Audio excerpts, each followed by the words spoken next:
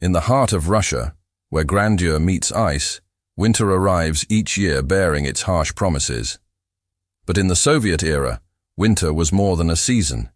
It was a silent force, a relentless test of endurance, and a meeting point between humanity and the unforgiving power of nature. The people of Moscow did not face frost and snow alone. They also faced a system that sought to control every detail of their lives.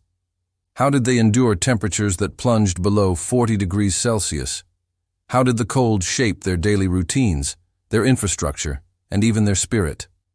This story isn't about politics alone. It's about human resilience. It's about how Moscow turned into a city of ice, how its heating systems fought desperately to keep the city alive, and how daily life, from commuting to standing in endless bread lines, became a battle against the cold. In Russian history, winter was never just weather. It was a silent power that forged identity and tested endurance across centuries. It stood beside soldiers and peasants alike, a witness to great wars and to the quiet, merciless days of ordinary life. But under Soviet rule, winter took on a new meaning and a new cruelty. It was no longer just a natural event. It became a tool to test human strength and loyalty. The first bite of winter was not just a drop in temperature. It was an announcement, the beginning of another chapter of survival. As Moscow froze, rivers turned solid, and the city became wrapped in white silence. People prepared not only with clothes, but with mindset. Endurance was seen as a virtue, a patriotic duty. Every morning was a ritual. Waking in the darkness, layering heavy wool garments, wrapping scarves around faces until only the eyes remained visible, ready to face the invisible enemy outside. The cold. The streets became icy traps. Every step was a cautious negotiation between balance and gravity. Public transport became arteries of life.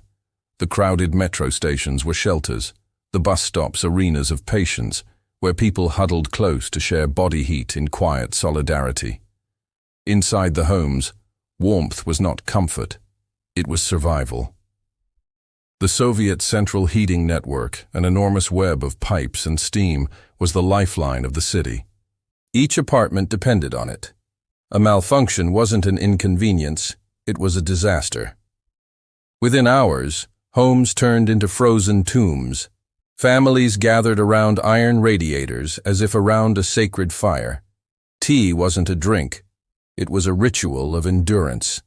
The smell of hot metal and strong black tea became the scent of survival. Snow removal was a military operation.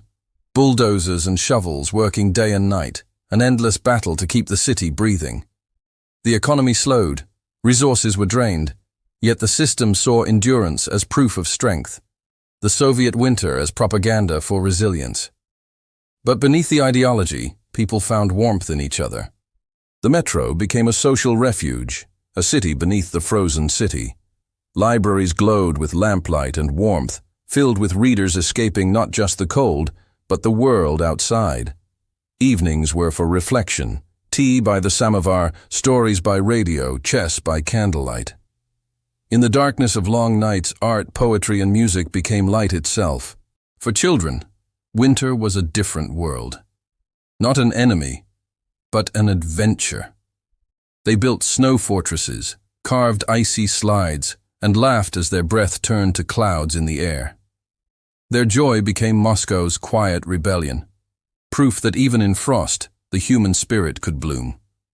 Every snowstorm, every frozen morning, every shared cup of tea told the same story, that even in the harshest cold, warmth can be found not in the air, but in the human heart.